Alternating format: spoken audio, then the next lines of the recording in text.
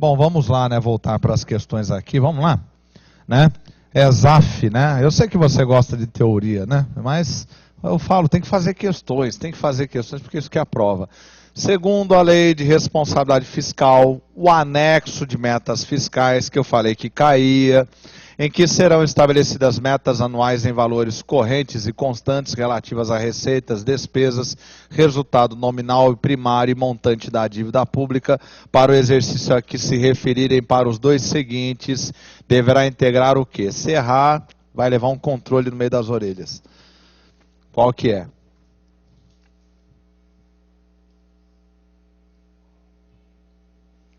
Já cantaram aqui a base. Qual mesmo, gente? Ah, isso, uma emoção. É, lei de diretrizes orçamentárias, né? Já sabe, anexo de metas fiscais e anexo de riscos. O texto da questão praticamente é a definição do que é o anexo de metas fiscais, né? 14, né? Opa, tem mais um conceito aí que eu tenho que explicar da LRF. Vai lá para o caderno, anota lá. Eu vou acabar te dando a resposta, né? Eu vou te dar dois conceitos aí, né? Vai lá para o caderno, não anota aí.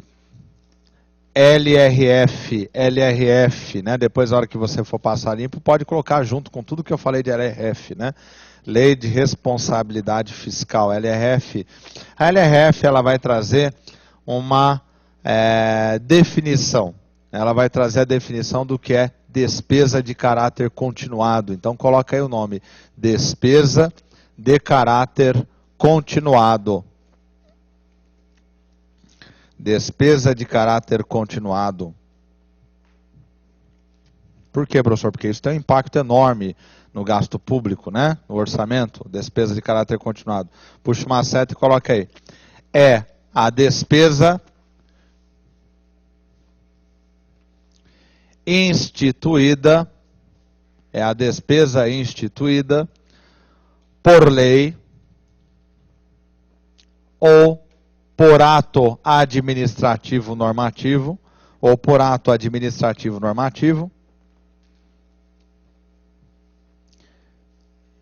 e que corresponde a dois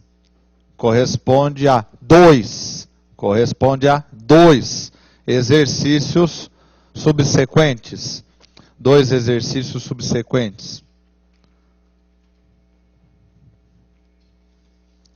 Ponto. Então está aí, né? Chamada despesa de caráter continuado. Não confundir com programa de caráter continuado que está no PPA, não é verdade? Bom, na verdade você já sabe a resposta então, né? Agência Nacional de Águas, né? Vamos para a questão, por favor. Né? De acordo com a Lei de Responsabilidade Fiscal, considera-se obrigatória de caráter continuado a despesa corrente derivada de lei, medida provisória ou ato administrativo normativo, que fixe para o ente de obrigação legal de sua execução.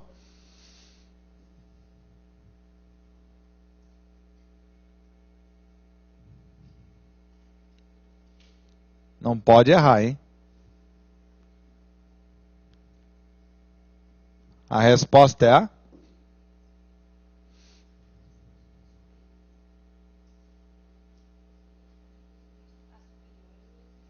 Então está aí, alternativa B, né? Período, né, superior a 2 exercícios subsequentes, né? Então está aí a chamada despesa, e é sempre 2, né? Exaf teve uma época que perguntou muito isso, né? 15, classificam-se como receitas correntes derivadas as receitas, não quer só corrente agora, né? Nós vimos várias correntes, capital agora que é corrente e derivada.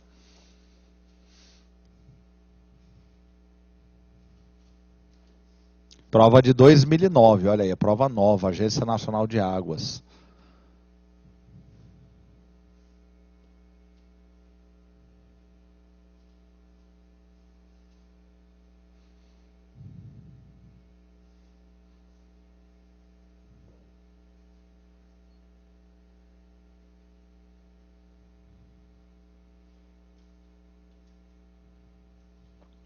Você lembra o conceito de derivada?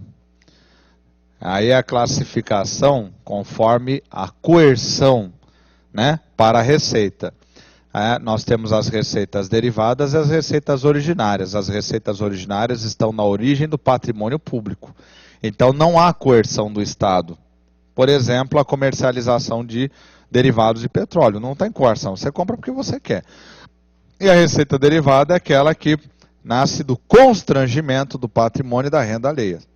Ou seja, há uma coerção. O Estado está, né, exercendo o seu poder de coerção, né?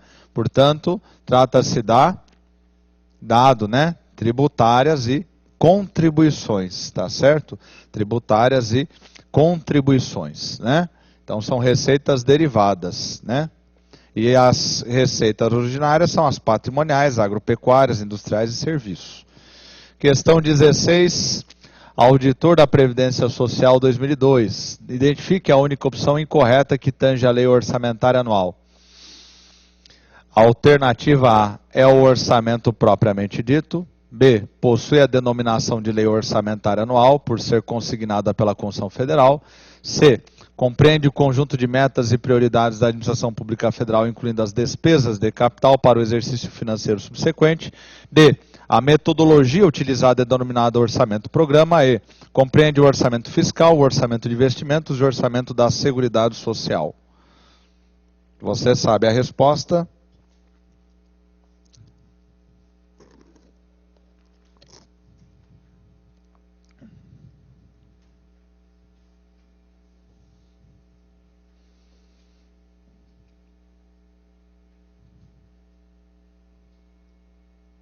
A resposta é a C é a definição da LDO, da Lei de Diretrizes Orçamentárias, artigo 165, parágrafo 2º da Constituição Federal, né? Questão 17, Tribunal de Contas do Estado de Goiás, né? Estado de Goiás, eu adoro as questões do Estado de Goiás. Quanto ao aspecto legal, aqui é FCC, viu? Quanto ao aspecto legal, a despesa orçamentária pode ser estudada de acordo com os enfoques jurídicos, jurídico, econômico, administrativo e legal. Identifica a única opção falsa no que diz a respeito do enfoque econômico, né? Essa questão é um resumo, né? Tá certo? A despesa orçamentária é dividida em duas categorias básicas, que são despesas correntes e despesas de capital, né? Lembra que ele quer a falsa, né? É aquela dica que eu sempre dou, né? Nessas últimas aulas não tem dado essa dica, né? Grifo falsa, destaca bem, né? Porque você vai estar cansado e vai esquecer, né? Porque na hora eu percebo. Não, depois da questão número 80 você não percebe mais nada. Entendeu? Na prova, né? As despesas orçamentárias divididas em duas categorias básicas, que são despesas correntes e despesas de capital. B, as despesas de capital são despesas sem as quais a máquina administrativa do serviço do Estado não funcionaria, e neste item são incluídas as despesas do governo relacionadas com o pagamento dos encargos da dívida pública. C, por meio das despesas por categorias econômicas é possível apurar a capacidade de poupança do governo e o peso de cada componente na estrutura de gastos. D, as despesas correntes são as que se referem a desembolsos ou aplicações das quais não resulta compensação patrimonial e, consequentemente, geram a diminuição no patrimônio. E os gastos governamentais por categorias econômicas são apresentados nos balanços gerais de cada unidade que compõe a estrutura governamental. É uma questão tranquila que você também conhece. Quem veio acompanhando desde o início sabe a resposta. Fala.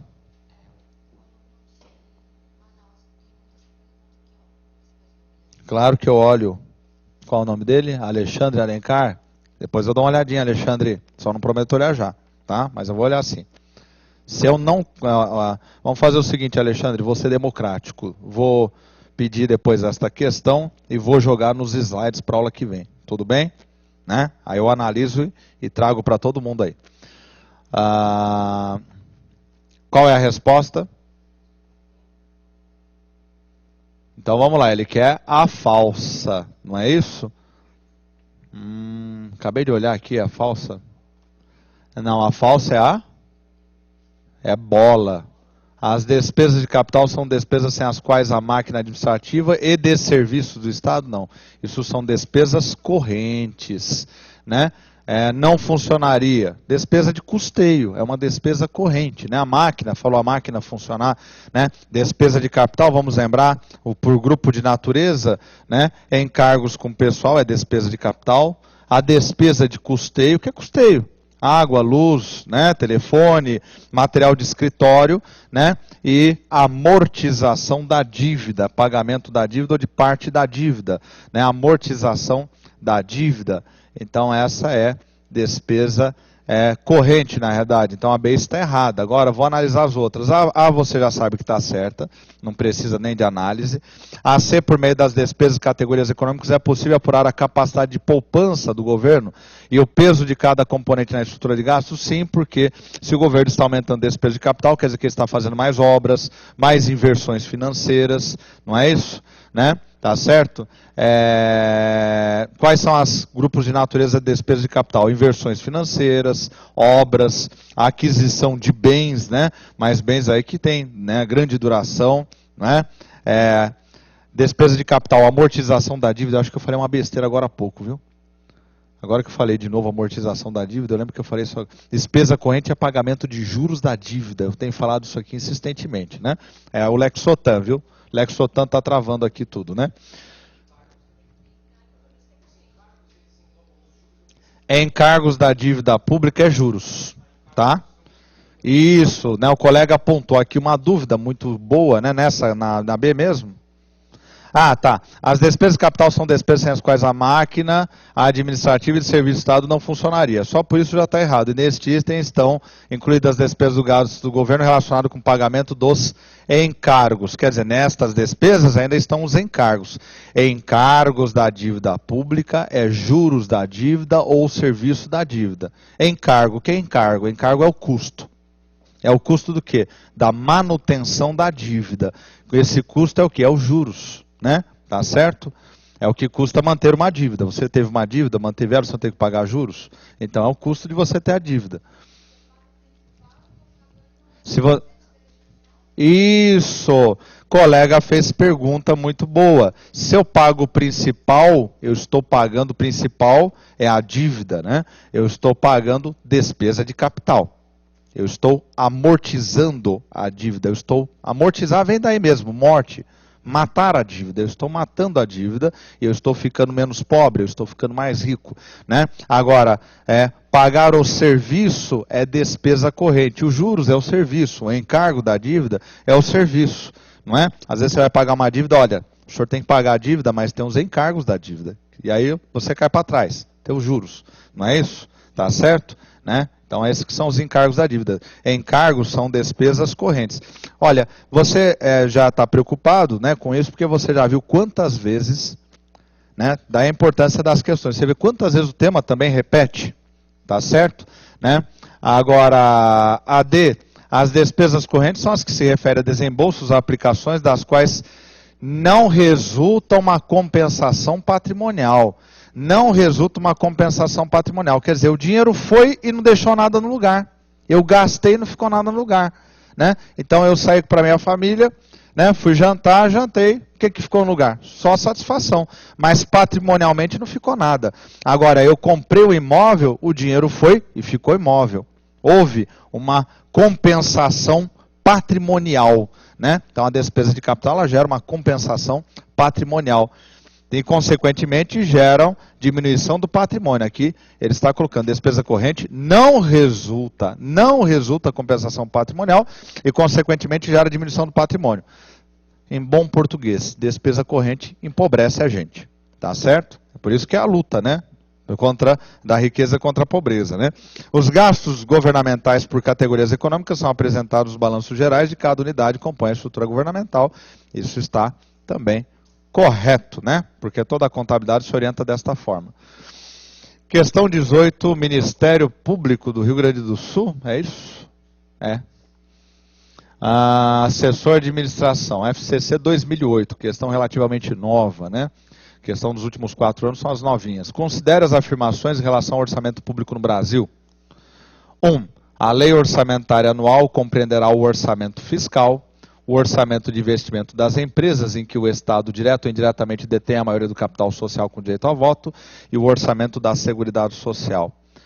2. A Lei de Diretrizes Orçamentárias tem a finalidade de nortear a elaboração dos orçamentos anuais, de forma a adequá-los às diretrizes, objetivos e metas da administração pública estabelecidos no plano plurianual.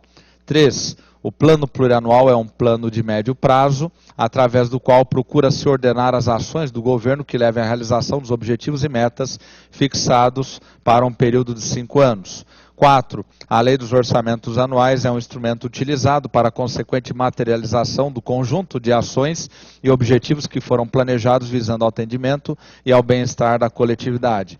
E 5. A Lei de Diretrizes Orçamentárias compreenderá as metas e prioridades da administração pública. São verdadeiras apenas que estão bem redigida, precisa e brindando o candidato que estudou. O candidato que estudou responde com tranquilidade ela.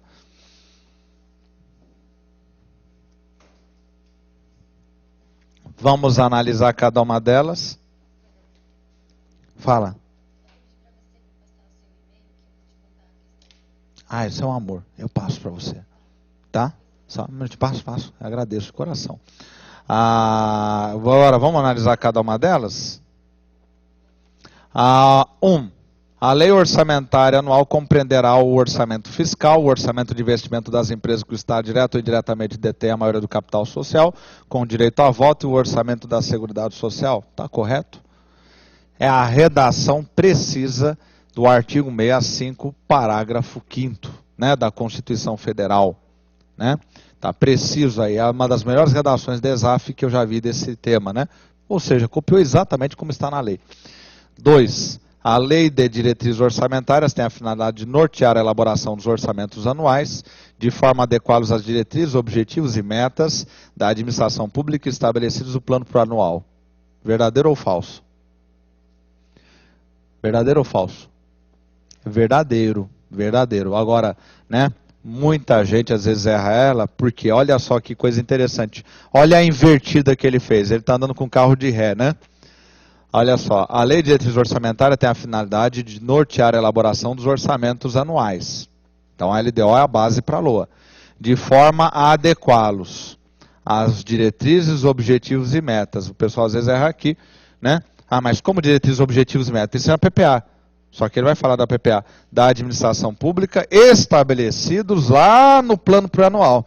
Então ele colocou uma série de vocábulos e jogou o plano plurianual para o final da sentença para tentar pegar o candidato cansado, o candidato distraído, né, o candidato que já está vendo, né, passar, né, a cama na frente na hora da prova e errar. Né? Quando eu vejo meus alunos, quando erram aqui na 2. Né? Vocês aqui acertaram, parabéns. Né?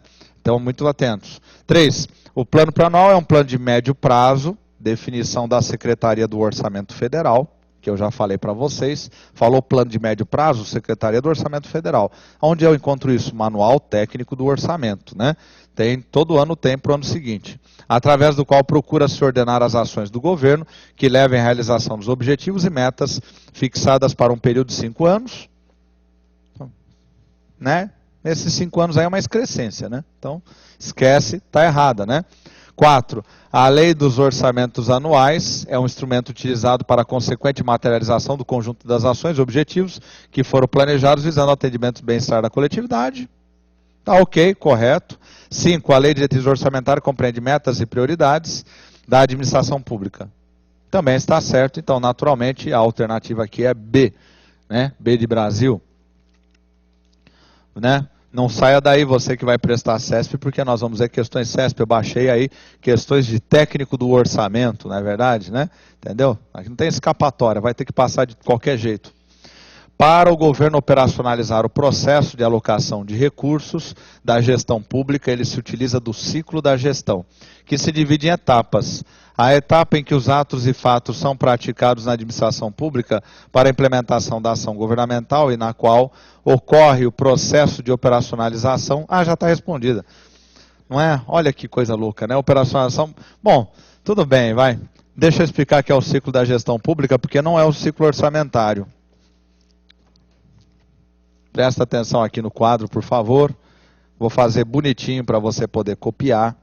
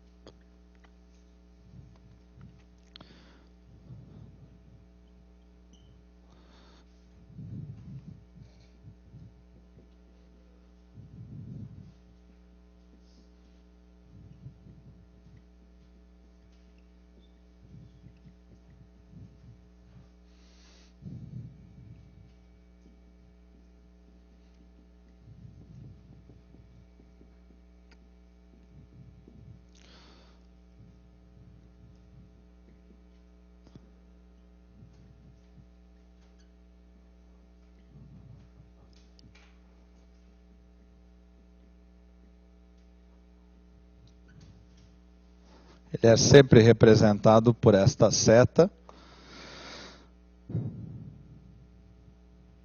Na realidade, isso aqui pode aparecer tanto aqui em administração financeira e orçamentária, mas é um tema muito mais apropriado à administração pública. Então você tem que saber de qualquer forma.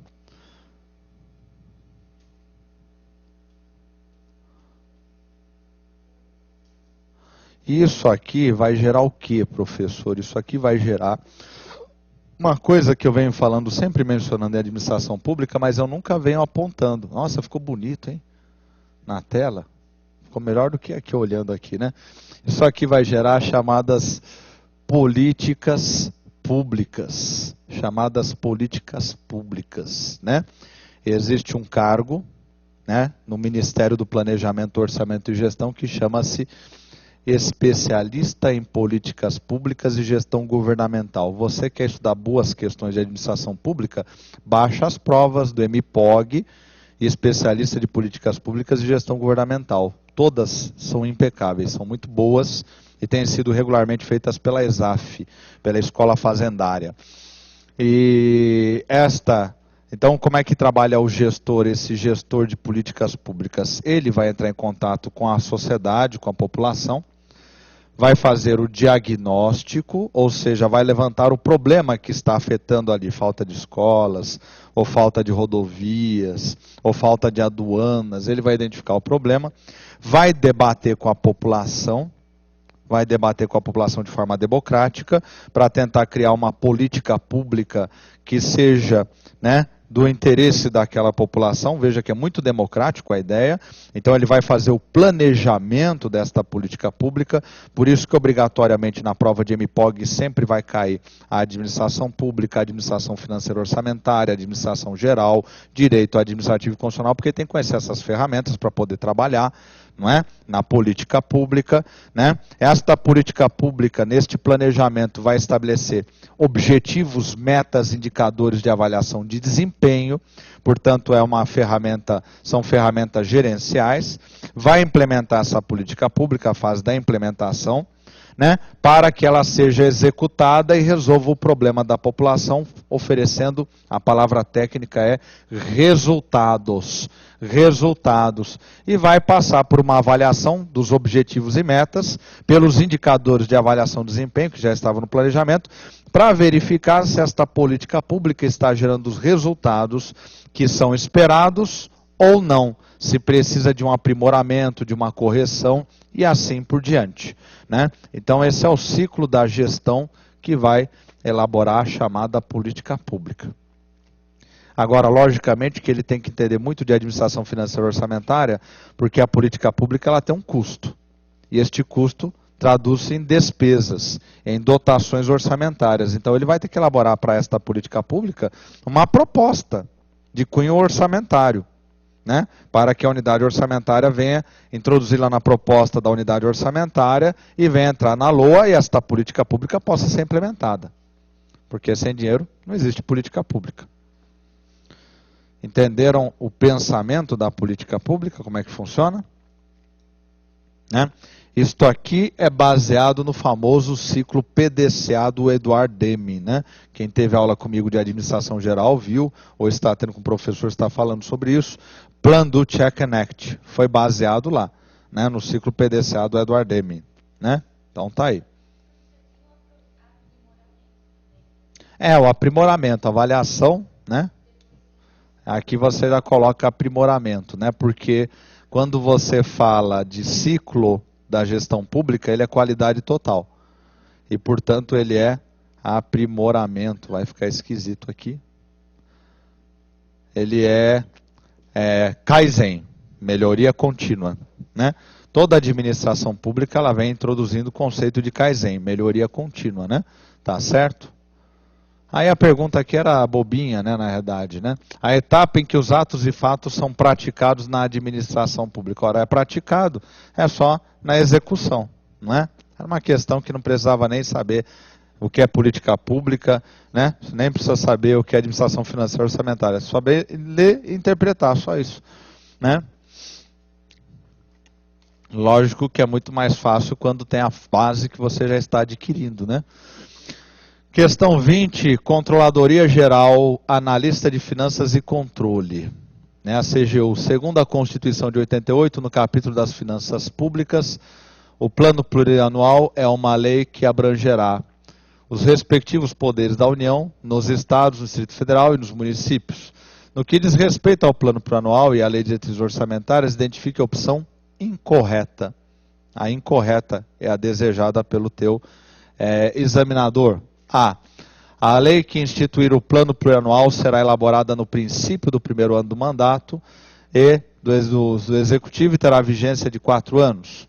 B. Com base no plano plurianual, o governo elaborará e enviará para o Poder Legislativo o projeto de lei de diretrizes orçamentárias. C. A lei que instituir o plano plurianual definirá programas, objetivos e metas para o quadriênio, cabendo desta forma a LDO definir, com base no PPA, quais serão as metas que serão desenvolvidas no exercício financeiro subsequente. D. Com o advento da Lei de Responsabilidade Fiscal, em maio de 2000, passou a integrar a LDO 2 anexos, anexo de metas fiscais e anexo de objetivos fiscais. E a LDO antecipa o orçamento anual em todas as suas implicações alocativas e tributárias e ainda fixa o programa das instituições financeiras da União. Você sabe e é muito fácil. Só é grande. Deu uma rasteira, cai sentado no chão, né? Bobinha, né?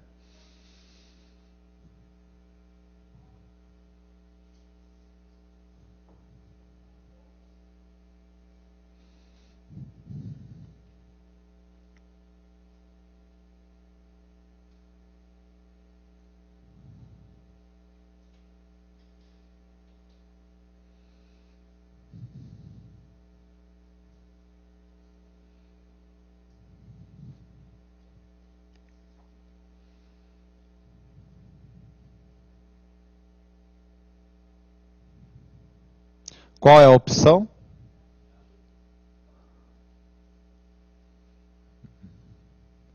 Qual falaram? Dado. Isso mesmo. Parabéns, né? Parabéns, olha lá, né? Com o advento da Lei de Responsabilidade de 4 de maio de 2000, passou a integrar a LDO 2 anexos de metas e de riscos. De metas e de riscos. Eu já falei meta na sua cabeça, tem risco de cair na prova. Metas e riscos, não é isso? Né? Estou muito satisfeito porque, né, vendo vocês pegar uma questão desse tamanho aí e bater na resposta, né, correta, é muito satisfatório, né? O trabalho está realmente compensando mesmo, né? Está vendo a evolução, né? Às vezes uma distração aqui e lá, logicamente, né? Está cansado de analisar questões, né? Vai cometer erros, né? Mas parabéns, é isso mesmo, né? Questão 21, eu falei que eu gosto de Goiás, né? O orçamento é um instrumento fundamental de governo e seu principal documento de políticas públicas, política pública que eu mencionei ali agora há pouco, né? Por meio dele, os governantes selecionam prioridades, decidindo como gastar os recursos extraídos da sociedade e como distribuí-los entre os diferentes grupos sociais, conforme seu peso ou força política, no que diz respeito ao orçamento. Né, indique a opção falsa. Antes de ir para as alternativas, esse texto é muito importante. Por meio dele, do orçamento, os governantes selecionam as prioridades, decidindo como gastar os recursos extraídos da sociedade e distribuí-los para os, aí vem o que interessa, diferentes grupos sociais, conforme seu peso e força. A própria Lei 4.320/64, lá no seu caput, vai dizer isso. Né? Que o orçamento, permite-se, por meio do orçamento, se verificar quais grupos sociais estão sendo nele contemplados. Né? Aumentou despesa em infraestrutura? Bom, então, né, estão se preocupando com a logística do país, com a energia, né? E é exatamente isso. O orçamento, ele, de certa forma, ele acaba reproduzindo as forças sociais. Quem tem mais força leva mais, não é verdade? Agora, ele quer a opção falsa. Nas decisões orçamentárias, os problemas centrais de uma ordem democrática, como representação, estão presentes. Né? Bem ESAF mesmo, né? Bem ESAF, bem ampla, né? A Constituição de 88 trouxe inegável avanço, bem que a FCC faz isso, tem feito também algumas questões assim em tribunais de contas. A Constituição de 88 trouxe inegável avanço na estrutura institucional que organizou o processo orçamentário brasileiro. Já tem a resposta. Tá difícil hoje, hein? C. A Constituição de 88 não só introduziu o processo de planejamento no ciclo orçamentário, medida tecnicamente importante, mas, sobretudo, reforçou o poder legislativo. Né? D, que é incorreta, a Constituição de 88 indica, por iniciativa do Poder Legislativo, devem ser estabelecidas, além do Plano Plurianual, a LDO, a Lei Orçamentária e a LOA. Qual que é o erro da questão? Por iniciativa do Poder Legislativo. Não, é por iniciativa do Poder Executivo. Tá? Vou comentar as outras alternativas, que já que tem resposta, é o melhor que eu posso fazer. Né? A A é verdadeiro, né? Porque o próprio texto da questão está dizendo, né, refletindo os grupos sociais. Como você está num Estado democrático e de direito, isso acaba transparecendo no orçamento, o peso, né, das forças sociais, dos lobbies. Né? B, a Constituição de 88 trouxe inegável avanço na estrutura institucional que organizou o processo orçamentário. Sim, já vimos questão sobre isso, recuperou a figura do orçamento ao instituir mais 2 vezes a PPA, a LDO e consignar a LOA na Constituição Federal. C, a Constituição de 88 não só introduziu o processo de planejamento ao ciclo orçamentário, né, PPA, LDO, medida tecnicamente importante, mas, sobretudo, reforçou o poder legislativo. Já teve candidato meu que criticou isso. Mas, professor, por que reforçou o legislativo? Né? Ora, não aumentou o rigor que o legislativo tem para aprovar e para fiscalizar o orçamento? Aumentou o rigor, né? Ele é o controle externo, então fortaleceu o legislativo, né? Tá certo?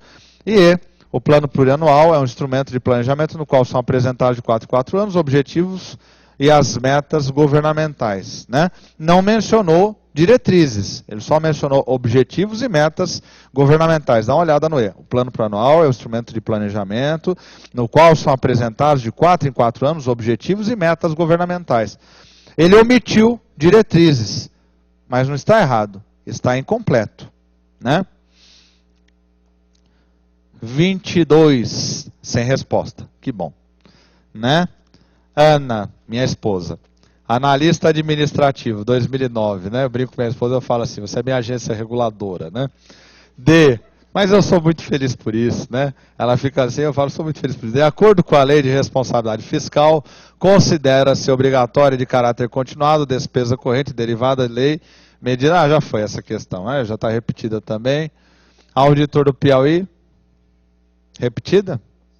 Orçamento Federal 2001 foi elaborado com base no disposto decreto 2829, portaria 4299, Ministério do Planejamento e Orçamento e Lei 101/2000. Atualmente, através de quais instrumentos são viabilizados os programas orçamentários? Qual é a resposta disso aí? Vamos fazer um remember rápido. É isso mesmo, a alternativa é PAU, projetos, atividades e operações especiais. Tem uma questão muito boa que eu tirei sobre isso aí. Nós vamos ver esta questão aí sobre, de Tribunal de Contas, mais bem elaborada. 24. Boa. A receita da administração pública pode ser classificada quanto à natureza, ao poder de tributar, à coercitividade e quanto à afetação patrimonial e quanto à regularidade. Marque a opção falsa. Quanto à afetação patrimonial, as receitas são classificadas em orçamentárias e extra-orçamentárias. Quanto ao poder de tributar, a receita é dividida conforme a discriminação constitucional das rendas em federal, estadual e municipal. Quanto à coercitividade, as receitas são divididas em originárias e derivadas. Quanto à regularidade, as receitas são desdobradas em ordinárias e extraordinárias. E na classificação quanto à natureza, diz que as receitas tributárias, as receitas de contribuições, são exemplos de receitas correntes. Você vai ter que fazer por eliminação.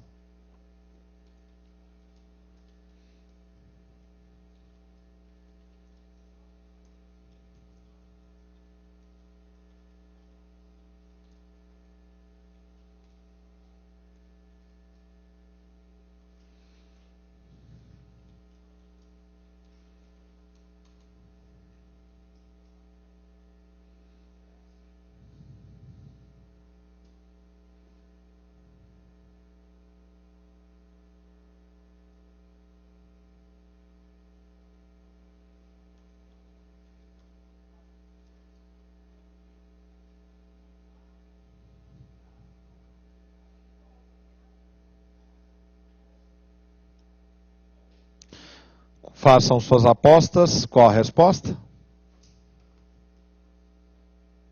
Alguém arrisca? É a alternativa A, né? Quanto à afetação patrimonial, né? Isto você vai ver aí segunda-feira, segunda não, quando é a nossa próxima aula? Terça-feira. Terça-feira eu vou falar sobre teoria tributária, não é? Você tem as receitas que incidem sobre o patrimônio e a renda, né? Os tributos que incidem sobre o patrimônio e a renda, que são tributos diretos, né? E você tem os indiretos, que não incidem sobre patrimônio e renda, incidem sobre a produção e comercialização de bens e serviços, ICMS, IPI, IOF, e isso tem um impacto muito grande para as finanças públicas e tem um impacto principalmente para a economia. Agora, quanto ao restante, está tudo correto. Quanto ao poder de tributar, né, na verdade, a competência para tributar, determinada pela Constituição, é dividida conforme a discriminação constitucional, em federal, estadual e municipal, né? Alguns ainda ficam meio assim assustados com essa palavra rendas, né, que não acrescenta muita coisa. C, quanto à coercitividade, você sabe, ou ela é originária, não tem coercitividade, ou ela é derivada, caso dos tributos, né? D, quanto à regularidade, as receitas podem ser desdobradas em ordinárias e extraordinárias. Ordinárias são aquelas receitas que já estão, né, previstas, né, se o Estado espera arrecadá-las. Extraordinárias são aquelas receitas que o Estado não tem nenhuma expectativa de arrecadar. Por exemplo, multas. Né? Você passou lá, ganhou uma foto linda do teu carro, então o Estado vai arrecadar. Mas não estava expectando arrecadar multa, né? E na classificação quanto à natureza, diz que as receitas são tributárias, as receitas de contribuições são exemplos de receitas correntes, né? Então está aí, receitas correntes e receitas de capital são as categorias econômicas e todas aquelas espécies de receitas correntes, tributária, contribuições, patrimoniais, agropecuárias, industriais e serviços, né? E no caso das receitas de capital, a amortização de empréstimo, alienação de bem, operação de crédito, são o grupo da natureza, é a natureza da receita, né? Não se cobra muito isso, uma raridade, mas está aí uma questão da Controladoria Geral da União. Outra da CGU. Já viu que as controladorias são boas, né? Não tem prova de controladoria de Tribunal de Contas sem essa matéria, né? Pelo amor de Deus. O Plano Plurianual 2000-2003 do governo brasileiro, que recebeu o nome de Avança Brasil, continha mudanças de grande repercussão no sistema de planejamento e orçamento do governo federal. Segundo o conteúdo desse plano, identifique a única opção que não é pertinente. Olha, esse plano plurianual 2000-2003, o Avança Brasil, do presidente Fernando Henrique, ele é importante para a administração financeira orçamentária, ele é importante para a administração pública. Ele é um momento de virada no Estado, porque ele vai trazer as chamadas metas físicas, não é? Tá certo? Agora vamos... identifique a única opção que não é pertinente, né? Que não tem nada a ver com esse plano.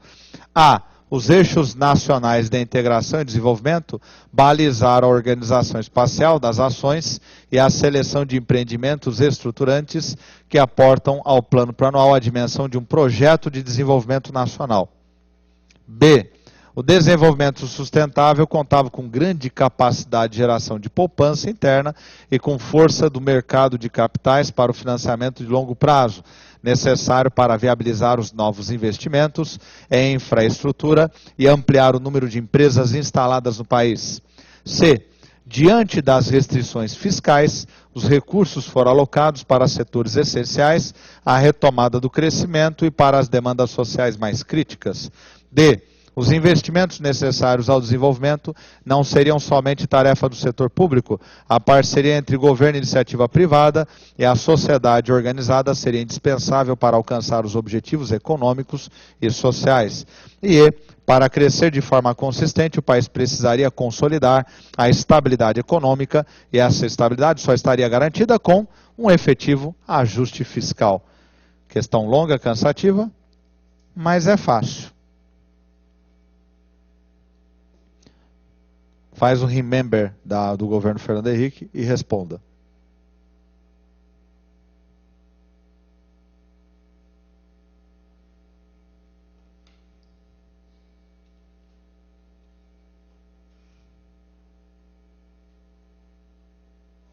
pegar meu livrinho antes que eu esqueça, né? Deixei aqui. Vem cá.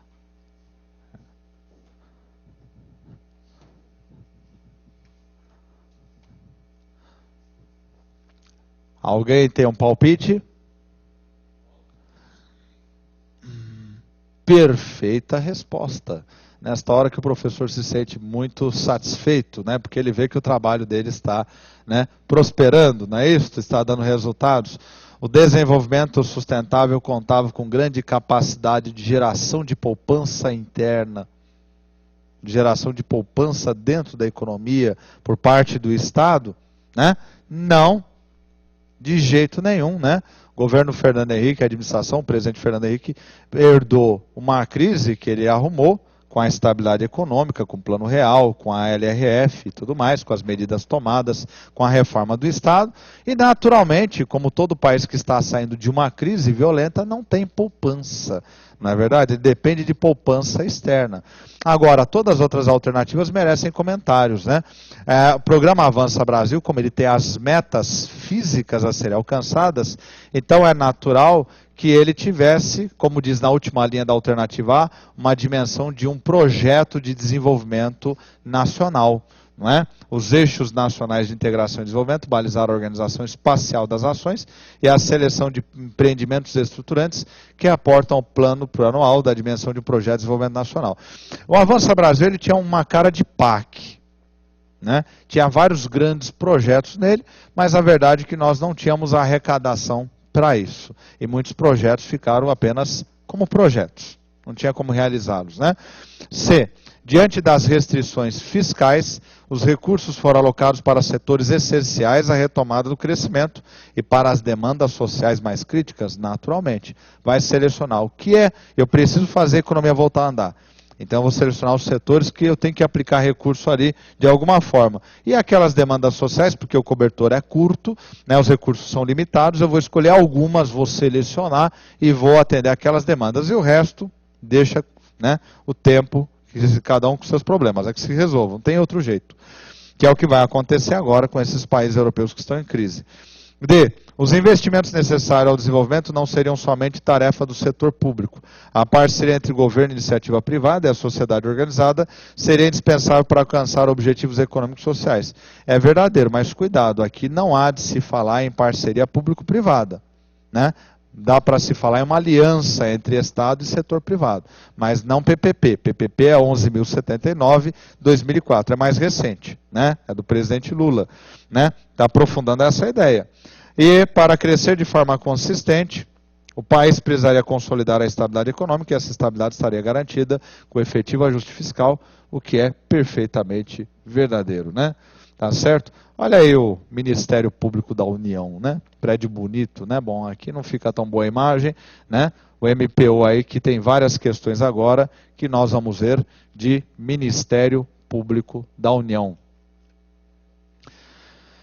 Devido à natureza emergencial das despesas pagas mediante suprimento de fundo, admite-se ao se utilizar instrumento não seja observado o estágio da despesa pública. Essa tem a impressão que nós já fizemos. Se bem que eu estou vendo todas as questões tantas vezes que eu já não sei mais o que foi ou não foi. Verdadeiro ou falso? Certo ou errado? Errado. Isso aqui é CESP, né? Então está errado, né? Os estágios são obrigatórios, né? Não existe despesa sem empenho, liquidação, né? Não existe pagamento sem liquidação. 104. Considere que um servidor público viaje a trabalho para representar o Brasil em congresso internacional sobre a convergência contábil no setor público e que, ao retornar, não preste conta de suprimentos de fundos no prazo regulamentar. Nessa situação, o referido servidor é um servidor em alcance. Certo ou errado? Certíssimo, né? Quem define isso aí? Lei 4.320/64, que é a mesma lei que vai tratar do suprimento de fundos, não é? Então está aí. E logicamente, como ele se torna um servidor em alcance, não é? Porque ele não prestou contas no prazo estabelecido pelo regulamento, né? Que é o termo que a lei 4.320 utiliza, então ele não poderá receber novo suprimento de fundos, até que a situação seja regularizada. Na realidade, isso aqui é técnico do orçamento, veja que a questão foi repetida lá, né? Por isso que está repetida aqui. Questão 105. Muito interessante essa questão. Eu ainda não tinha visto essa questão, né? Baixei lá a prova do MPU, né? A outra prova do MPU, teve várias, né? Resíduos passivos consistem em despesas empenhadas, mas não pagas até o dia 31 de dezembro, que não tenham sido canceladas pelo processo de análise e depuração e que atendam aos requisitos previstos na Lei 4.320/64, podendo ser inscritas como tal por constituírem cargos incorridos no exercício vigente. Analisa ela.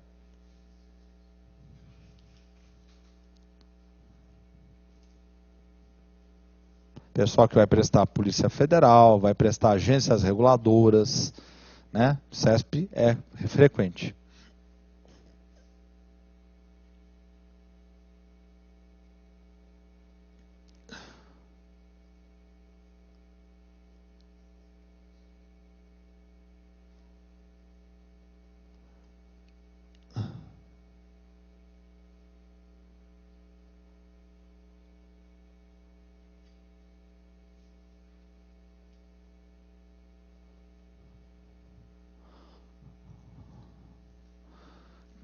O que vocês acham? Resíduos passivos, não é? Tá certinho, são restos a pagar, né? Resíduos passivos são restos a pagar, anota aí, né? OBS, em algum canto, né? Resíduos passivos são restos a pagar. Né? Consistem em despesas empenhadas, mas não pagas até o dia 31 de dezembro, tá certo? Que não tenham sido canceladas no processo de análise e depuração e que atendam aos requisitos da Lei 4.320, podendo ser inscritas como tal, restos a pagar, né? Por constituírem cargos incorridos no exercício vigente, né? Restos a pagar no exercício vigente. No exercício anterior era uma simples despesa, né? Então está aí, está questão correta, CESP-NB. Questão 109, para você virar especialista em restos a pagar, não é? Os restos a pagar somente serão considerados despesas de exercícios anteriores quando não estiverem cancelados e não estiver mais vigente o direito do credor.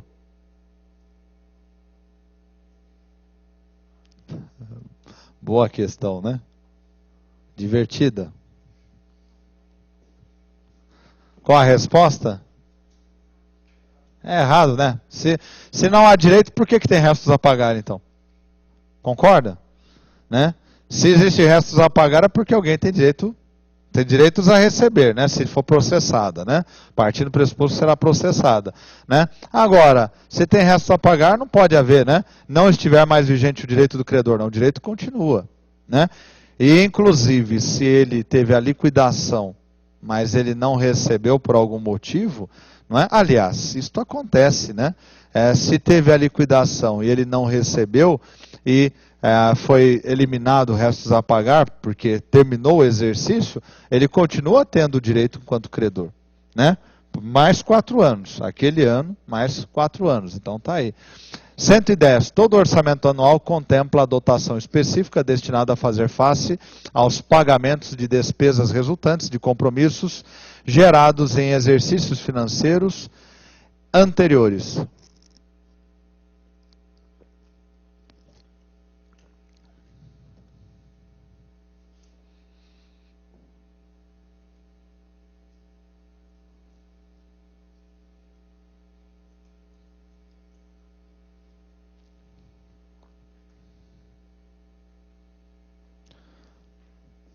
Como é que estão escriturados esses compromissos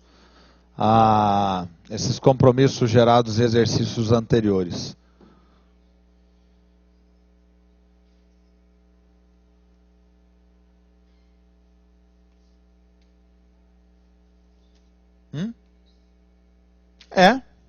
Né? Todo orçamento anual contempla dotação específica destinada a fazer face aos pagamentos e despesas resultantes de compromissos gerados em exercícios anteriores. Ele é escriturado como restos a pagar. Por que ele considerou errado?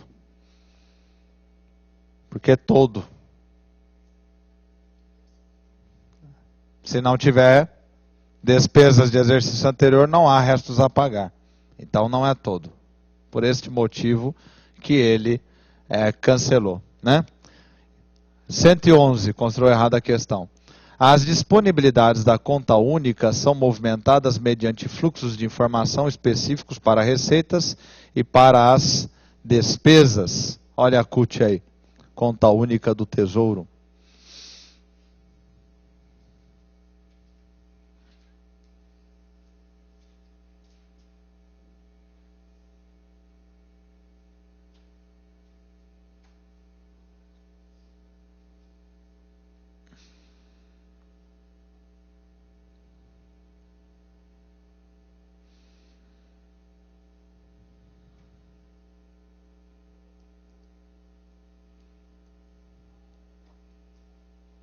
As disponibilidades da conta única são movimentadas mediante fluxos de informação específicos para receitas e para as despesas. Certo ou errado?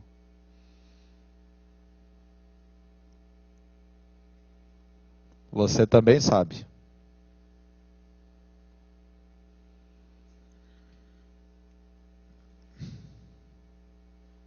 O fluxo é da informação. Lembra da programação financeira de desembolso e cronograma financeiro de desembolso, né? Que é elaborado lá no CIAF, né? Pelo pessoal da Secretaria do Tesouro Nacional, né? Esta programação financeira de desembolso e cronograma financeiro de desembolso que gera esse fluxo de informação ordenando as entradas e saídas da conta única do Tesouro, né? Então está aí, né? Melhor, controlando as entradas, né? O recolhimento, né? Da conta única do Tesouro. Então está aí, 111, né? Essa prova aqui é prova de técnico, teoricamente, segundo grau, né? Teoricamente. Pois não. Programação financeira de desembolso, não é? Programação financeira de desembolso e cronograma financeiro de desembolso. Cronograma financeiro de desembolso e programação financeira de desembolso. Quer colocar uma definição? Anota aí então, anota aí, né? Você que está anotando, programação financeira de desembolso e cronograma financeiro de desembolso. Eu ditei quando eu falei isso, mas eu vou ditar novamente. Já que está no espírito, pode colocar aí. São ferramentas elaboradas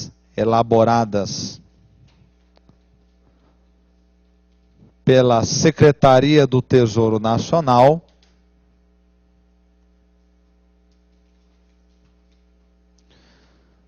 em conjunto com o pessoal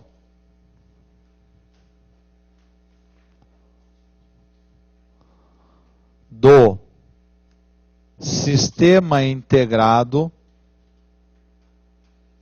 da Administração Financeira. Pode cortar, professor. Sistema Integrado da Administração Financeira, o CIAF, né? O CIAF. E que são utilizadas na movimentação da conta única do Tesouro. Na movimentação da conta única do Tesouro. CUT. Então, toda a movimentação da chamada conta única do Tesouro, que é aquela conta que obedece o princípio de unidade de caixa, que está no Banco Central, que é a conta corrente da União, que é administrada pela Secretaria do Tesouro, essa movimentação é toda eletrônica. Né? Hoje, aliás, todas as movimentações em conta são eletrônicas, não é isso? Só que ela obedece um cronograma financeiro de desembolso e uma programação financeira de desembolso. E esta programação financeira de desembolso, esse cronograma, ele é elaborado com base no orçamento federal. Então, quando o presidente aprovou, né, conseguiu, aliás, sancionar, promulgar e publicar a LOA, a Lei Orçamentária Anual, lá do lado orçamentário, o pessoal da SOF estrutura isso no CIDOR, envia o orçamento público para o SEAF, e no SEAF o pessoal da STN, Secretaria do Tesouro, juntamente com o pessoal do SEAF, vai estruturar a programação financeira e cronograma financeiro de desembolso. Quem cobra muito isso? CESP-NB. CESP-NB cobra muito, né? Então, tá aí, você está vendo aí questões CESP-NB, né? Vamos adiante, vamos para outra? 112. A unificação dos recursos movimentados pelo Tesouro Nacional somente foi concretizada com a promulgação da Constituição Federal, quando todas as disponibilidades do Tesouro Nacional existentes dos diversos agentes financeiros foram transferidas para o Banco Central do Brasil. Eu comentei isso em sala para vocês, mas eu não ditei, né? Para minha surpresa, o examinador do MPU técnico, né, cobrou.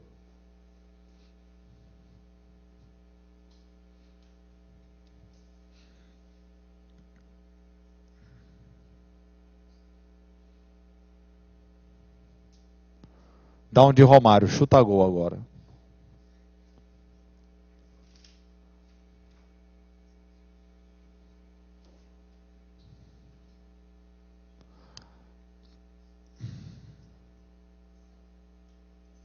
Está errado. O que aconteceu foi o seguinte, não foi o Banco Central oficialmente ele existe desde desde 31 de dezembro de 1964. Mas ele só foi realmente estruturado, né, chegou num nível de estruturação adequado para operar como Banco Central, ali entre 86 e 88, muito próximo da Constituinte, né? E por imposição do Fundo Monetário Internacional, né, o Fundo Monetário disse, eu te empresto os 40 bilhões que o Brasil precisa, né, o Brasil estava numa situação quase que grega naquele período, e vocês vão fazer uma reengenharia da sua administração financeira e orçamentária. Então, uma das imposições do FMI é que se colocasse ordem no Tesouro. Então, nós tínhamos aí, se não me engano, 5 mil contas espalhadas por um agente financeiro, o Banco do Brasil, né? E muitas vezes tem recurso numa conta e tem que pagar a conta na outra e não tem recurso e não sabe, não tinha um controle, né? O sistema não era tão informatizado como hoje.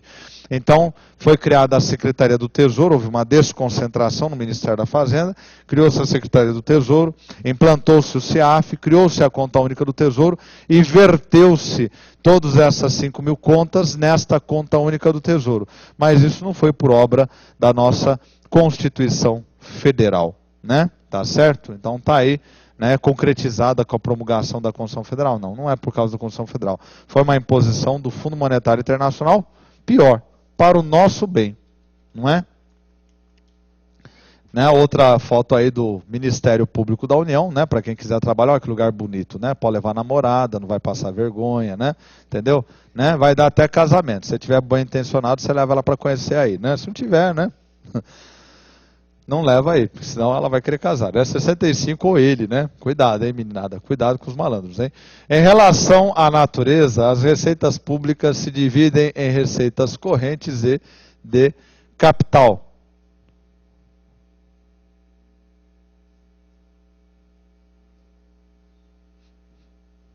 A gente viu tantas vezes isso aí, ainda fica inseguro, né?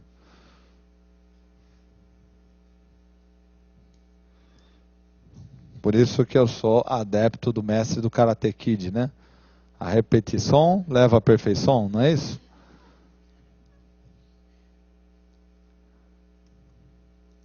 Errado, porque na natureza é categoria econômica, né? Vale para despesa, vale para receita, é categoria econômica, tá certo? Então tá aí, né? 66. Se um contribuinte não pagar a parcela de determinado imposto até o vencimento, os juros de mora devidos no momento do pagamento devem ser contabilizados em outras receitas correntes. Certo ou errado? Questão boa que você precisava ver.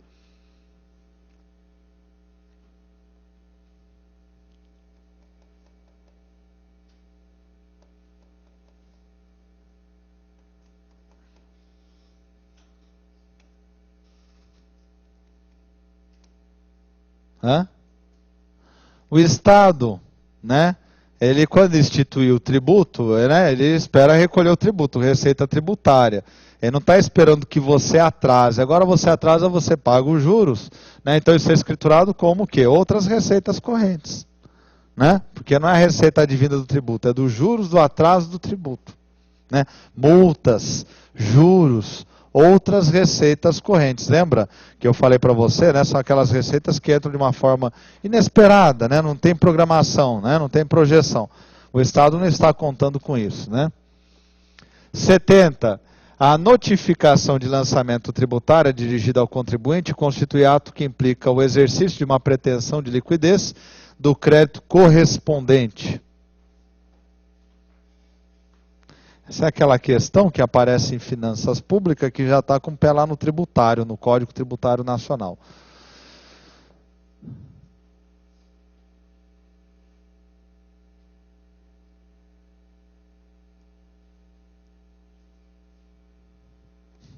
Vocês já tiveram tributário?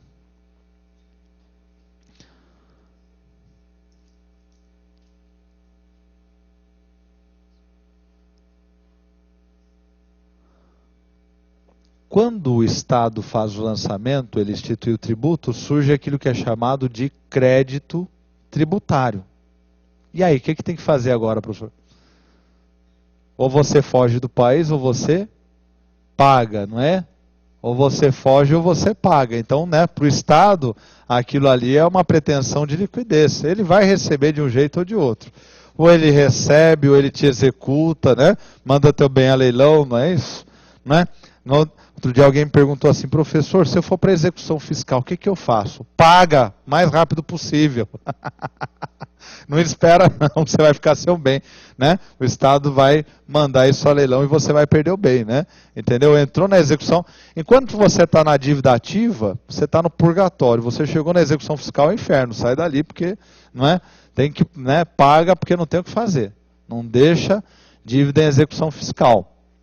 Teve uma propriedade da família que eu achei que os meus familiares estavam cuidando. E aí eu pedi para minha advogada levantar, ela levantou e ela falou, não estão cuidando nada, lá tem um monte de multa, tinha mais de 4 mil execução fiscal. O que o senhor pretende fazer? Me dá o telefone que eu vou pagar agora, mas paguei no ato. Né? Já mandei imprimir, já paguei, não tem o que fazer. Execução fiscal você paga, vai perder o bem, né? Para o Estado aquilo é direito líquido e certo para ele vai receber e ponto, acabou. Né? 82.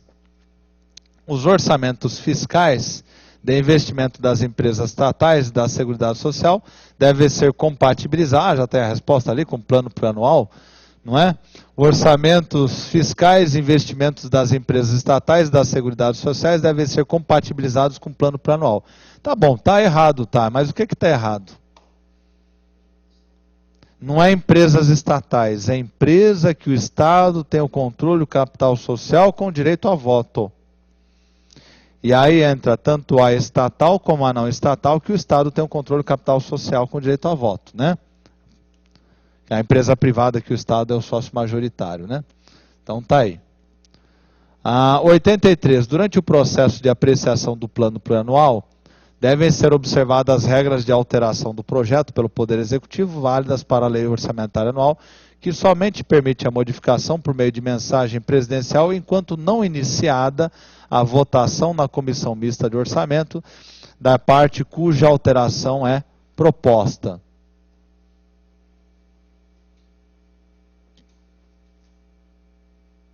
Se eu explicar, eu respondo.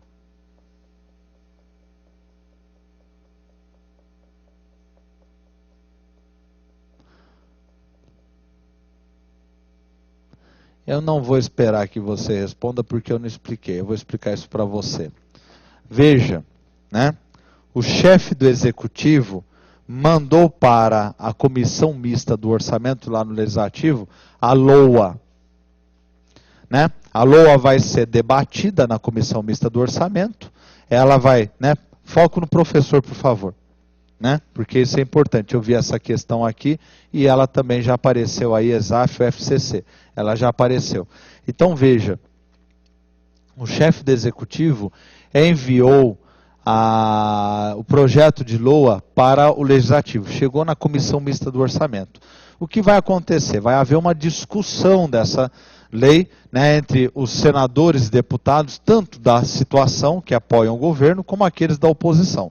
Vai haver um debate, né, se tiver que haver uma alteração na LOA, vai acontecer aquela alteração. Vão apreciar, estão apreciando a LOA. Logicamente que na comissão eles vão votar se mantém aquele jeitão da LOA que todos concordaram. Né? É essa LOA que nós vamos mandar para as duas casas do Congresso? Então eles vão votar, né, e vão mandar junto com um parecer para as duas casas do Congresso fazer a autorização da LOA. Entenderam? Né? Como é que funciona? Então, está lá, artigo 66. A Comissão Mista do Orçamento vai fazer o quê? Ela aprecia e emite parecer sobre projeto PPA, LDO, LOA. Está lá na Constituição. Mas como é que funciona essa apreciação? Né? Chegou lá a LOA, né, se tiver que fazer alguma alteração, eles vão fazer. Aí, se concordarem que aquela alteração já está boa, vão votar entre eles, aí manda para as duas casas do Congresso, junto com o parecer. Mas o presidente, ele pode alterar a LOA, desde que não tenha sido votada na Comissão Mista do Orçamento. Então ele manda uma mensagem, e esta mensagem, né, poderá alterar a LOA desde que não tenha sido votado. Se já foi votado, já era, já está indo para o Congresso Nacional e acabou o assunto. Tá certo? Né? Então é isso que ele está dizendo. O que ficou meio esquisito é esse início da questão. Durante o processo de apreciação do plano plurianual, devem ser observadas as mesmas regras de alteração do projeto pelo Poder Executivo válidas para a LOA, que somente permite a modificação por meio de mensagem presidencial, enquanto não iniciada a votação na Comissão Mista do Orçamento da parte cuja alteração da proposta. Quer dizer, o que ele está dizendo? Que também PPA chegou na Comissão Mista do Orçamento, vai haver um debate. Enquanto não houve a votação, ele também pode enviar a mensagem para alterar. E isso também vale para a LDO. Agora, a partir da hora que votou, já está o parecer pronto, envia para as duas casas do Congresso, acabou. Né? Não dá para fazer. Aí vai ter que pedir para alterar posteriormente. E aí, meu amigo, é emenda, né?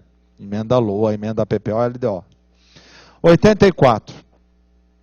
Embora deva ser compatível com o plano plurianual, a lei de diretriz orçamentária contém matérias que, por sua própria natureza, não devem constar no plano plurianual.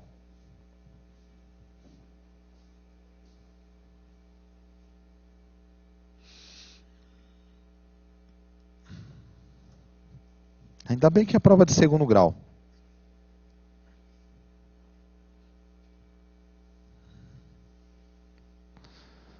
Tem que estudar bastante, né?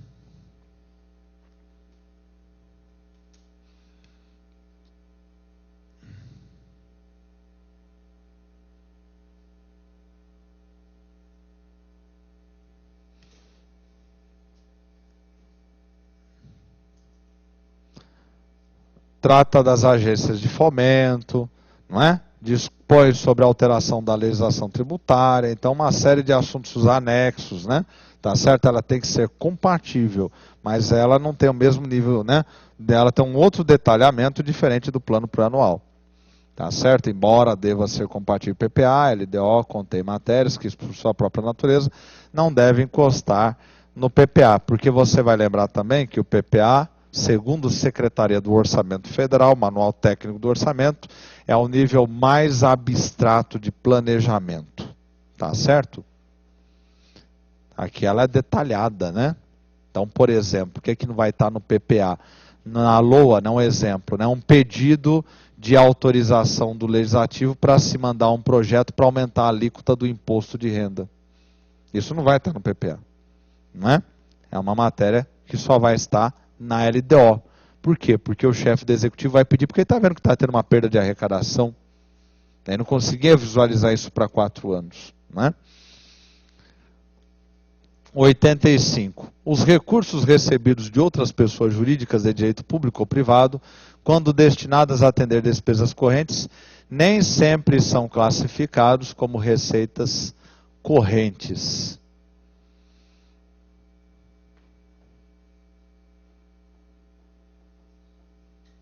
Você sabe.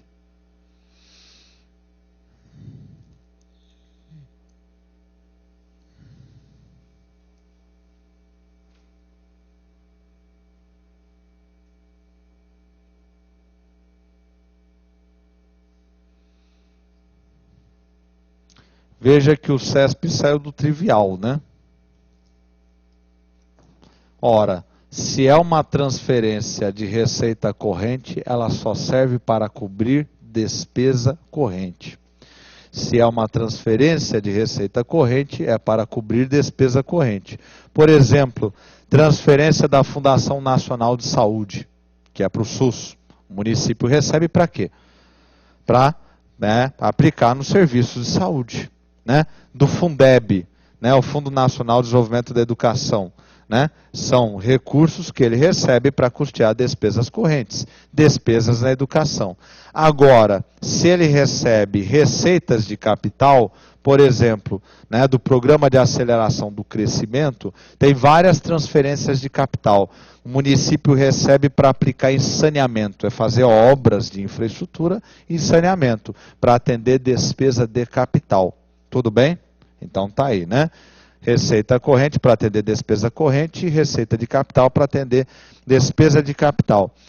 A única exceção que vocês viram até agora, quando nós temos uma receita corrente que vai virar uma despesa de capital, é o superávit, mas aí não é uma transferência, é o superávit do exercício, né? Quer dizer, sobrou recurso do seu exercício, o que eu vou fazer? Vou sair gastando? Você trabalhou o mês todo, ganhou dinheiro, sobrou dinheiro, o que você faz? Aplica numa poupança, não é isso? Então, este superávit corrente, ele vira uma despesa de capital. Agora, se um ente federado está transferindo para o outro, ele vai transferir para o outro fazer despesa de capital? Né? Uma receita corrente? Não. É para custear um serviço dele. Tá certo? 86. Os recursos financeiros provenientes da venda de títulos públicos do Tesouro Nacional constituem receitas correntes ou de capital, conforme o prazo de resgate.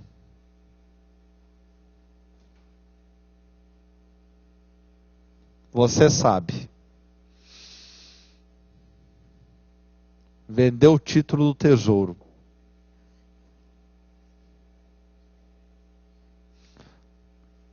Já cantaram a bola aqui, né? Já cantaram a bola. Se é título, é um investimento. É uma inversão financeira. Então, portanto, é uma receita de capital. Tá certo? Não existe vender títulos, né? Aplicações. Vendeu imóvel, é uma receita de capital, alienação de bens. Né? Tá lá nas receitas, né? Tá certo? 87. Quando um Estado recebe da União sua parte do imposto sobre produtos industrializados do seu território, em fase de determinação constitucional, essa receita é classificada somente como receita corrente. Lembra da classificação das receitas que você responde.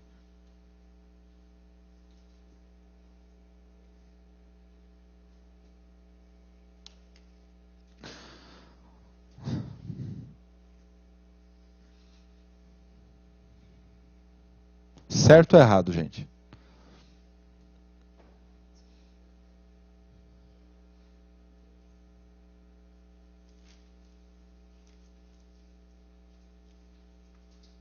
Quem está errado é a questão, viu? Isso aí está certo. Quando o Estado recebe da União sua parte do imposto sobre produtos industrializados do seu território, em fase de determinação constitucional, essa receita é classificada somente como receita corrente. Porque receita de imposto é receita tributária, que é receita corrente. E quando ele vai receber a receita corrente, né? Tá certo? Ah, peraí. Deixa eu ver se eu estou vendo uma sutileza aqui. Determinação, essa receita é classificada somente como receita corrente. Recebe da União, imposto. Ele está recebendo, então é receita corrente. Então tem um erro na questão. Corrija essa 87 aí. Né? Por não ser possível, anota 87, né? Corrigir.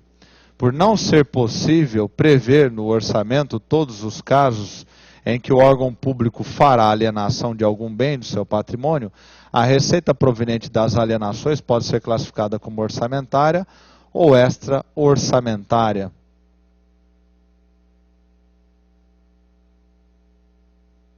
Você sabe a resposta.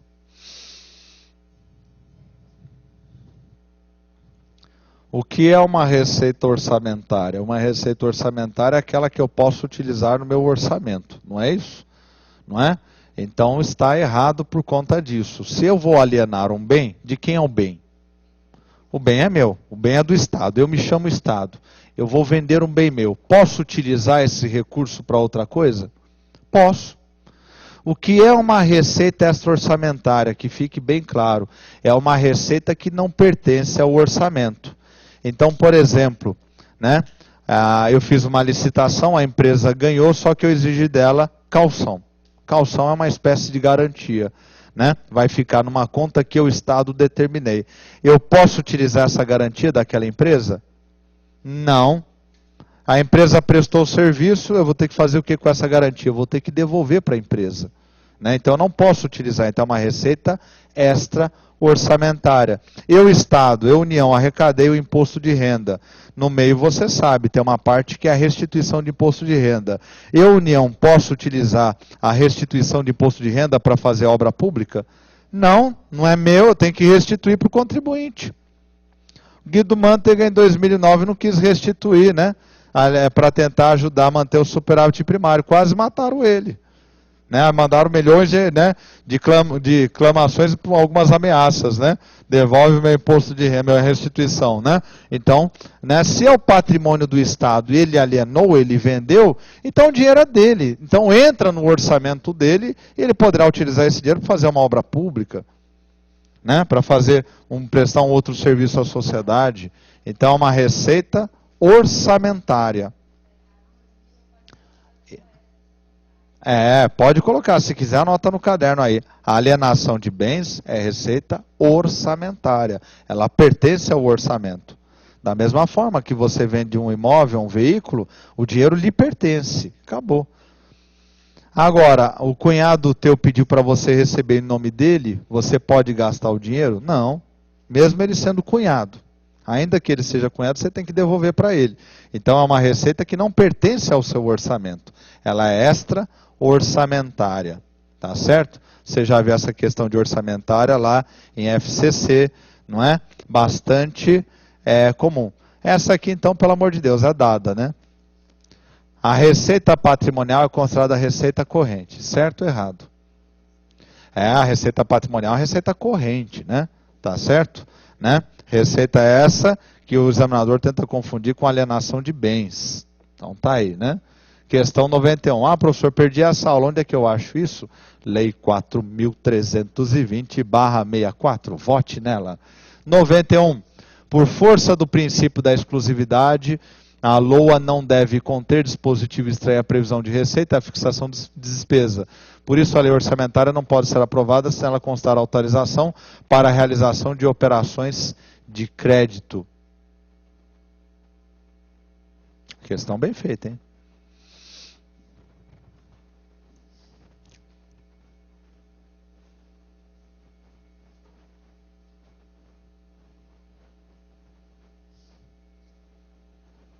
Questão bem feita, né? Operação de crédito não pode, mas pode créditos adicionais. Créditos adicionais, né? Às vezes, veja, início de exercício, não começou a arrecadação ainda, concorda? Não começou a arrecadação, mas o Estado tem que pagar servidor, não tem? O servidor não recebe em janeiro, né? O Estado também tem que pagar papel higiênico, tem que pagar um monte de coisa, né? Água, luz.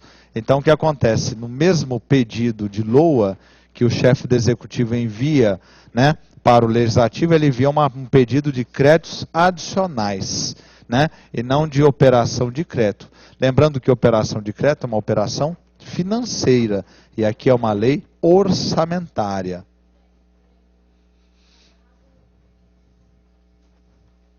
Porque é uma operação financeira, né?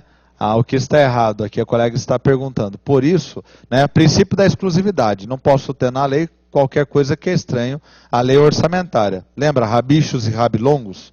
Né? Por exemplo, eu não posso mandar junto com a LOA uma lei falando sobre casamento.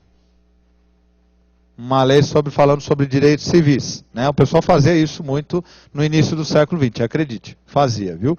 Não é? Por isso que veio esse princípio da exclusividade. Né? Aí ele fala, por isso a lei orçamentária não pode ser aprovada se nela constar a autorização para a realização de operação de crédito. Agora, veja, comentário meu inadequado, hein? Errado, hein? A cabeça está pifando já. Falei para você que manda operação de crédito adicional, não é isso? O que é que ele falou ali? Não pode ser aprovada se nela constar autorização. Tira o não, que fica certo. Mas essa operação de crédito, ela vai atrelada a uma outra operação, né, que é o crédito adicional. Deixa eu fazer uma correção aqui, um comentário, né? O não aí, tira o não, que fica certo. Né? Não pode ser aprovada, claro, né? Vai junto com a operação de crédito adicional. Porque crédito adicional tem que origens? Excesso de arrecadação, superávit do exercício anterior, a anulação de dotação orçamentária, que no início do exercício, né, vai anular o quê? Está começando o exercício, e, no caso, pode vir de uma operação de crédito no mercado. Pode ser, tira o não. Onde está o erro? O não. Isso. Operação de crédito adicional é clássico, isso vai sempre. Operação de crédito adicional, o governo federal costuma aprovar sempre com LOA, né? Questão 92. O orçamento público que mantém a interação com a LDO e o PPA pode ser considerado um instrumento de planejamento das ações do governo.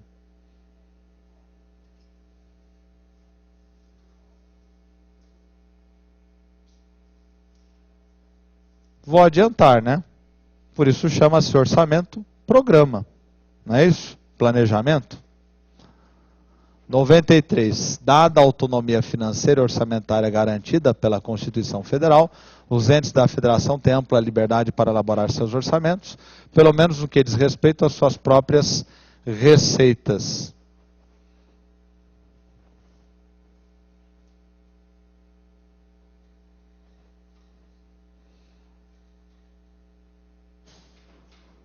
Opa! Pequeno aqui, né? Evento. Dada a autonomia financeira, alguém não gostou de tanto das perguntas, né? Dada a autonomia financeira e orçamentária garantida pela Constituição Federal, os entes da Federação têm ampla liberdade para elaborar seus orçamentos. Eu particularmente não gosto da palavra liberdade. Né? Prefiro a palavra autonomia. Né? Pelo menos no que diz respeito às suas próprias receitas. Ele também não gostou. Não é? Porque o que os entes federados têm é a autonomia na elaboração dos seus orçamentos. Como é que a legislação orçamentária, gente, autonomia financeira orçamentária? A legislação orçamentária, artigo 24, ela é concorrente. Ela é concorrente, ou seja, a União elabora as normas gerais e os estados elaboram as normas suplementares. Agora, eles têm autonomia, né? Não é ampla liberdade, eles têm autonomia, porque essa autonomia tem a restrição da legislação federal e da Constituição Federal. 94. É ampla liberdade? Ele não tem ampla liberdade, né? Ele está submetido, né, a regras federais 4.320, LR 101/2000 e a própria Carta Magna, né? A Carta Magna não deu essa liberdade. 94.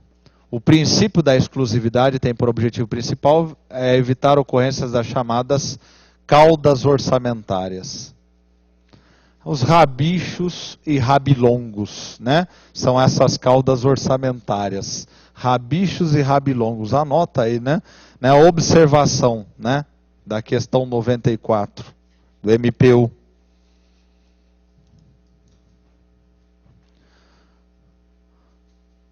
Caudas orçamentárias. Caudas orçamentárias.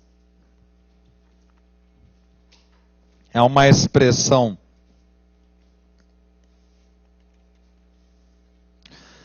não técnica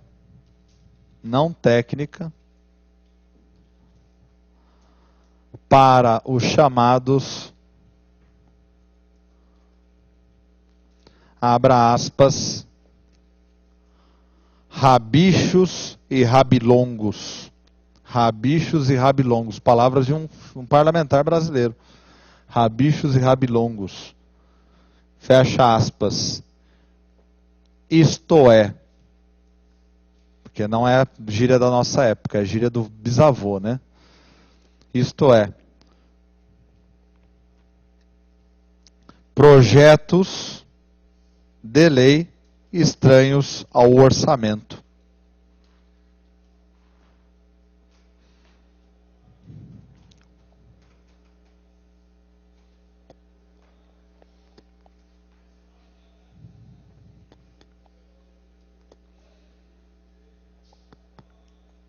Noventa e cinco. A existência do PPA, da LDO e da LOA aprovadas em momentos distintos constitui uma exceção ao princípio orçamentário da unidade? Boa perguntinha, né? Isso aí é uma tremenda besteira, não é verdade? Isso é uma tremenda besteira. O orçamento é o só. Qual que é o orçamento? A LOA. E ponto e acabou, né? Princípio da unidade orçamentária, ele diz o seguinte: cada ente federado deve ter apenas um único orçamento. E ponto e acabou, né? 97. O controle da execução orçamentária como item do ciclo orçamentário é executado apenas pelo controle interno, consoante previsão constitucional. Você sabe a resposta também. Certo ou errado? Está faltando quem aí? O controle externo, né? O apenas matou a questão. Está faltando o controle externo. Artigo 70 a 71. Não é? 98. Na administração pública federal, o exercício financeiro corresponde ao período compreendido entre 1º de janeiro e 31 de dezembro de cada ano civil. Certo ou errado?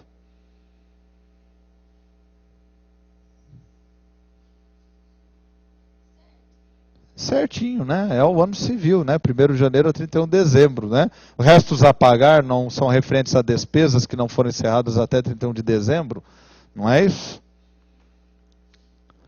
99.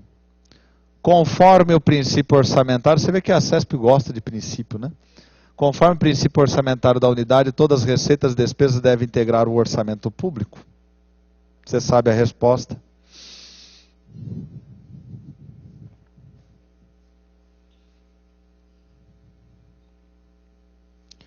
Ele está tentando confundir o princípio da unidade com o princípio da universalidade.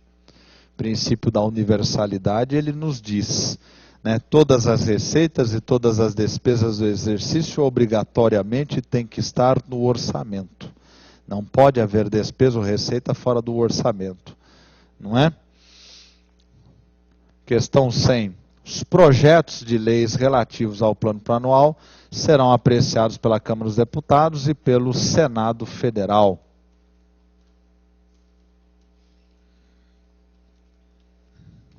Ai, que medo, professor.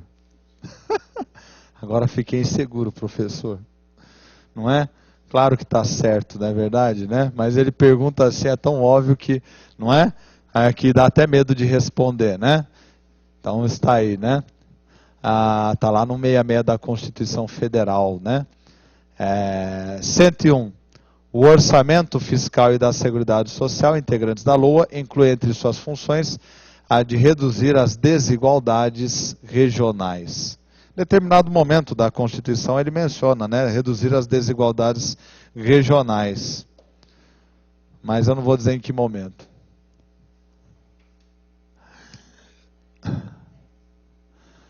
Do ponto de vista do orçamento fiscal, tá certo, mas não da Seguridade Social, né? Porque esse não é o papel da Seguridade Social, né? Que é o desenvolvimento. Onde está isso, professor? Artigo 65 da Constituição Federal. 102. As leis orçamentárias podem ser de iniciativa do Poder Legislativo. Em nome de Jesus.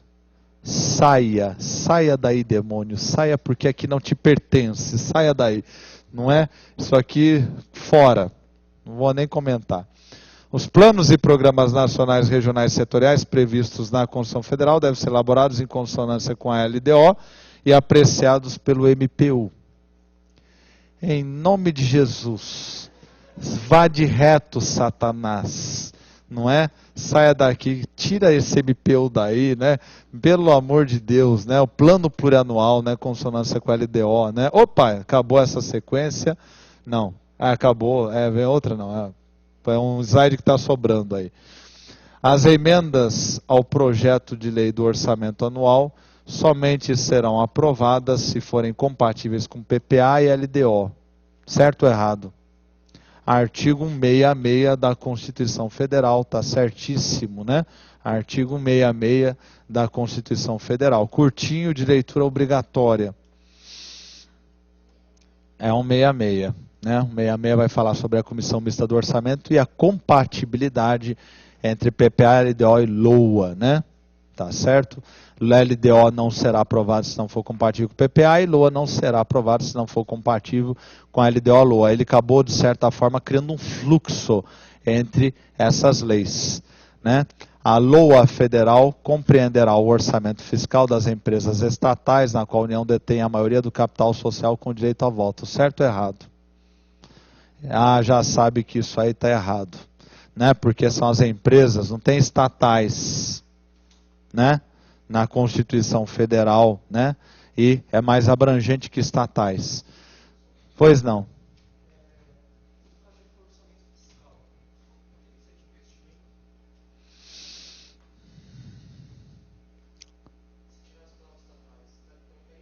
Não é isso, não. O colega fez uma pergunta. Não deveria ser orçamento de investimento? Não.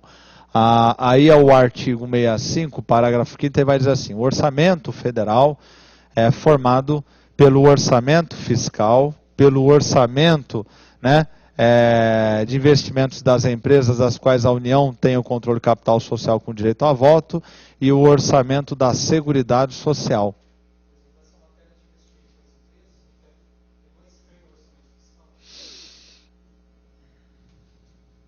É no orçamento das empresas, não é o orçamento fiscal. Eu estou entendendo o que você está perguntando. Compreendendo o orçamento fiscal das empresas, não é o orçamento fiscal das empresas. O colega também foi sagaz aqui, né? Ainda que eu tirasse os estatais, ainda estaria errado, porque não é o orçamento fiscal das empresas. O orçamento fiscal é um. O orçamento de investimento das empresas é outro. O orçamento da Seguridade Social é outro, e os três vão ser consolidados em um único orçamento, né? Consubstanciando o princípio da unidade orçamentária, né? Um orçamento só para a União. Tá certo a sua observação, tá perfeita, tá bem precisa, né? O colega destacou isso, não o orçamento fiscal da empresa. A empresa não tem orçamento fiscal, porque o orçamento fiscal quer dizer tributo. Tributo. Falou orçamento fiscal, como é que ele é custeado? Tributo. Tributo, imposto, taxa, contribuição de melhoria. Tá certo? Tá aí, né? Bom, tem mais aí, mas, né, se você quiser olhar aí no final de semana, eu vou postar novamente esse arquivo porque eu agreguei mais slides. Não é verdade? Eu não podia perdoar, né? Então tem também questões de tribunais de contas lá no final, tem um monte, dá já 300 slides, né? Eu vou pedir para postar agora à tarde para você. Então não fique ansioso, vai almoçar, passear, aí à tarde para a noite você pega, porque a minha amiga aqui, ela sofre de tanto slide que eu mando para ela. Não passa tudo. Né? Tem que ser devagarzinho, aos pouquinhos. Muito obrigado, um bom final de semana, né? E até terça que vem, aguardo você aqui. Fala.